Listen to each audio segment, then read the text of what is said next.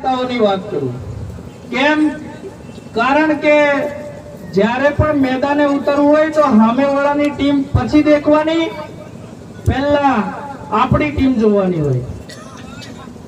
આપણી ટીમ એટલે કે આપણી સેના. અને આજે ઘોગંબા તાલુકાનો સમાજે જ્યારે આપણા સમાજના નેતાઓને વોટો આપીને નેતા બનાયા છે, આગેવાન બનાયા છે, ત્યારે જરૂર પડી એમની જવાબદારી બને છે કે સમાજ જોડે આવીને ઉભા રહે. સમાજ ઘોગંબા તાલુકામાં વર્ષોથી પીડાતો આવ્યો છે. સરપંચો અહીંયા કદાચ હોય કે ના હોય, અને સરપંચોની બી પણ વાત કરું તો સરપંચોને એટલું કહેવું કે તમે અમારી સાથે હો કે ના હો, સમિતિને કાંઈ ફરક પડતો નથી. આજે આટલા લોકો છે, કાલે કદાચ ના હોય તો પણ કોઈ ચિંતાનો વિષય નથી. કારણ કે સમિતિ સાચા રસ્તે ચાલશે અને હાચાને હાચું કહેશે. ખોટાને હાચું કહેવા વાળી સમિતિ નથી. ત્યારે ઘોગંબા તાલુકાની વાત કરીએ, પહેલા પોલીસ સ્ટેશને કઈ હોય, આપણે કામ કરાવવું હોય, 2-5 પૈસા કોઈકને આપવા પડતા હતા, કાં તો ડખરાવતા હતા, અને નેતાઓને કહે તો હાથે દિલ્હી બતાવી વાયદો કરીને છટકી જતા હતા. 1 વર્ષથી સમિતિ કામ કરે છે. એટલા લોકો આવે છે કે કેટલી વાર અમારો આખો દિવસ ઘોગંબા બજારમાં પૂરો થઈ જાય અને આખો દિવસ અમે ખાધા પીધા વગરના હોઈએ. ખરેખર આ જવાબદારી નેતાઓની બને છે. ખરેખર આ જવાબદારી ચૂંટાયેલી ઘૂંટાયેલી સરકારની બને છે. અને એ સરકારને એ નેતાઓના નીચે કામ કરતા અધિકારીઓની બને છે. પણ જ્યારે ઘોગંબા તો બોડી બામણીનું ખેતર હોય એમ પોતાની મરજી મુતાબિક અહીંયા ગાડી બધો વહીવટ ચાલે છે. કેટલીક કચેરીઓ એટલે કે તાલુકા પંચાયત ઘોગંબા અને મામલતદાર કચેરી 1 વર્ષ થયું, ભલે એમને એમ લાગે છે કે આદિવાસી યુવા સમિતિને કદાચ નહીં ખબર હોય કે અહીંયા પણ લોકોના કામો કરાવવા આવવું પડે, એટલે ખાલી એકલી પોલીસ સ્ટેશન જતી હશે.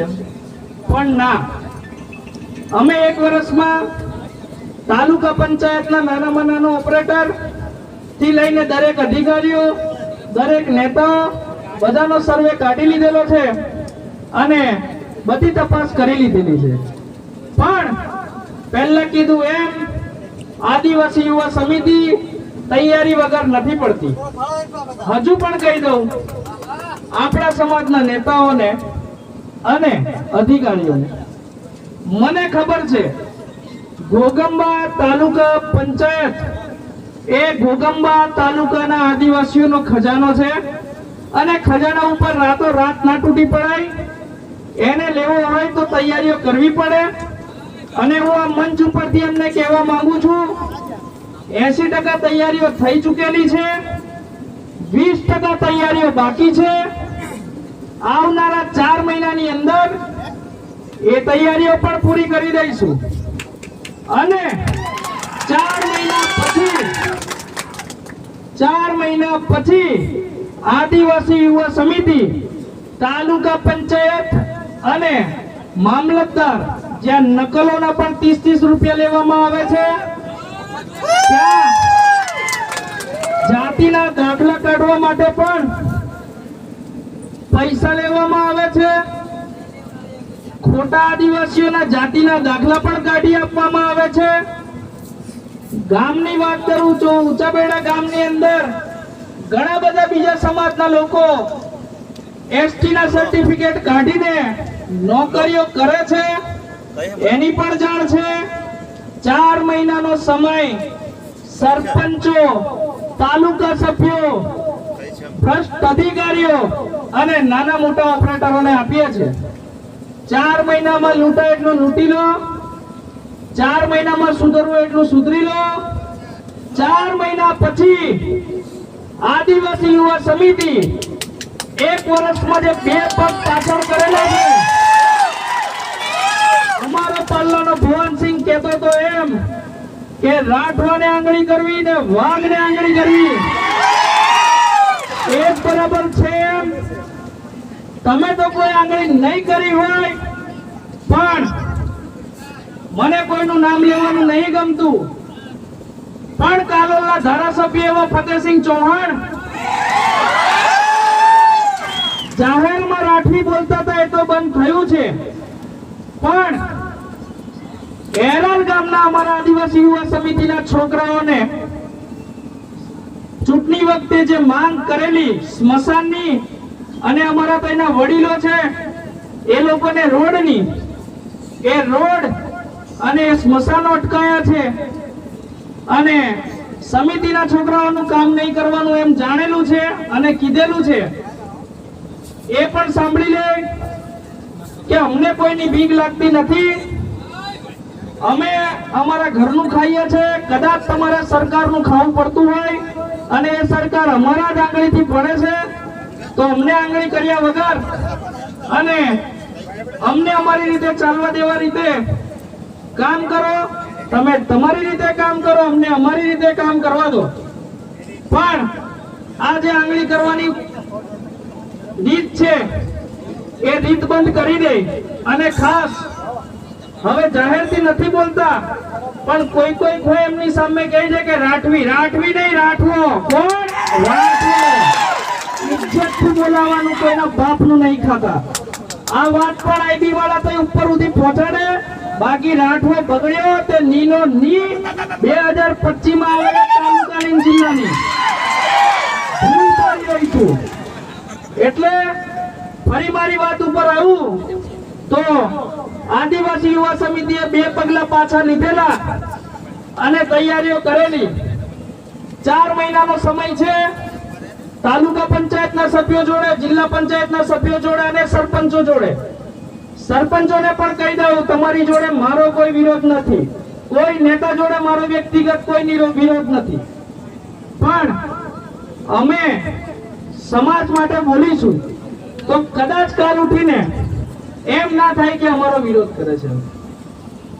વિરોધ જે કોઈ પણ ખોટું કરતું હશે એ બધાનો થશે, એમાં કોઈ શંકાને સ્થાન નથી.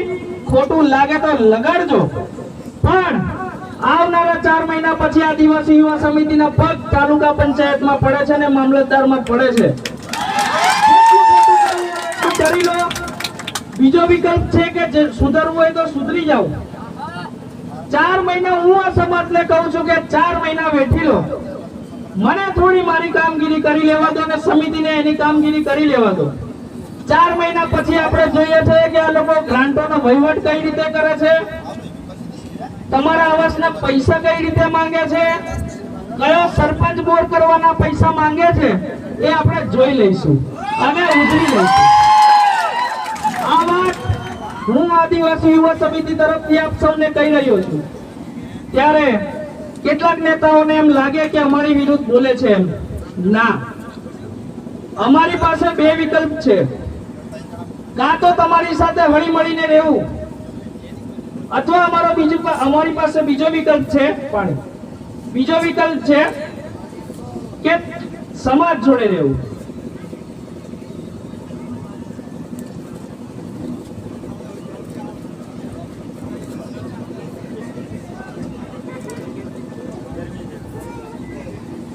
કહી દઉં, જો નેતાઓ જોડે, સમાજ જોડે, નેતાઓ જોડે રહીશું તો હું માનું છું કે તમારા બધાનું હકનું જો કોઈ ખાવા વાળું હોય ને તો આ બધા નેતાઓ છે. કેમ? નેતાઓની જવાબદારી બને છે કે જે લોકો એને વોટ આપીને ચૂંટાડે છે, જીત્યા પછી